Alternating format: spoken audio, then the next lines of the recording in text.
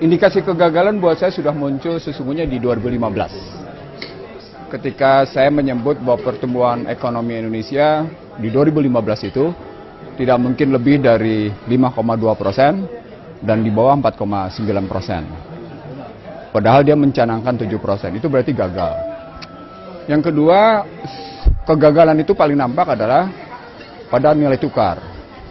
Nah sekarang pertanyaannya, kenapa bangsa Indonesia dan media sibuk menerima penilaian Bank Dunia dan majalah The Economist. Baru kemudian kita tersengat bahwa memang Joko Widodo itu gagal. Di infrastruktur nggak karu-karuan, pada posisi Bank Dunia, penilaian Bank Dunia, lalu The Economist menyatakan Joko Widodo lebih cenderung mencari populisme dengan kegagalan di berbagai kalangan. Dari apa yang saya sampaikan di 2015, dan kemudian Bank Dunia menyampaikan di akhir 2018, lalu kemudian The Economist menyampaikan pada posisi di awal 2019, maka yang terjadi pertama adalah masyarakat Indonesia terhegemoni oleh pemikiran Barat.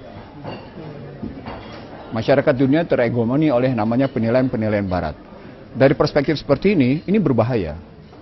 Karena ternyata pikiran-pikiran kita berhasil di brainwash oleh namanya Barat. Jadi kegagalan pertama bukan sekedar kegagalan Joko Widodo, tapi kegagalan masyarakat Indonesia. Karena saya ngomong bukan sekarang. Saya ngomong infrastruktur sudah jauh sebelumnya. Saya ngomong soal kegagalan ekonomi sudah jauh sebelumnya, gitu posisinya. Kenapa? Karena kita suka betul kalau orang asing yang menilai kita berhasil atau gagal. Jadi itu saya kalau kita sadar bahwa itu adalah sebuah problem besar, maka pertama yang harus kita bedah dari diri kita. Kenapa kita kalau sama orang asing terkagum-kagum, baik dia menyatakan kita benar atau kita salah? Itu dulu yang pertama. Yang kedua sekarang, kita masuk ke Jokowi. Dia gagal lalu tetap mencalonkan. Dalam panggung politik biasa-biasa aja. Tapi yang paling penting adalah bagaimana menutupi kegagalan dan menaikkan keberhasilan.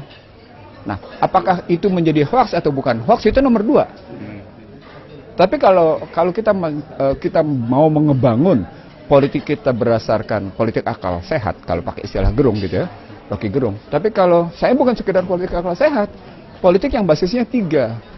Intelektualitas bekerja, spiritualitas bekerja, emosional bekerja. Jadi akal sehat kita bukan akal sehat yang basisnya materialisme. Karena akal sehat bisa saja berbasisnya materialisme, sekedar data.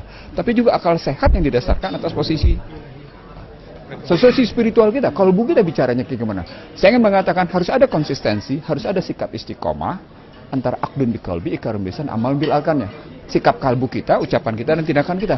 Dengan konsistensi itulah kita menilai kegagalan Joko Widodo. Kalau kita konsisten menilai itu, maka tidak layak kita terima Joko Widodo. Logikanya sederhana aja. Sederhana aja logikanya. Nggak perlu jauh-jauh melihatnya.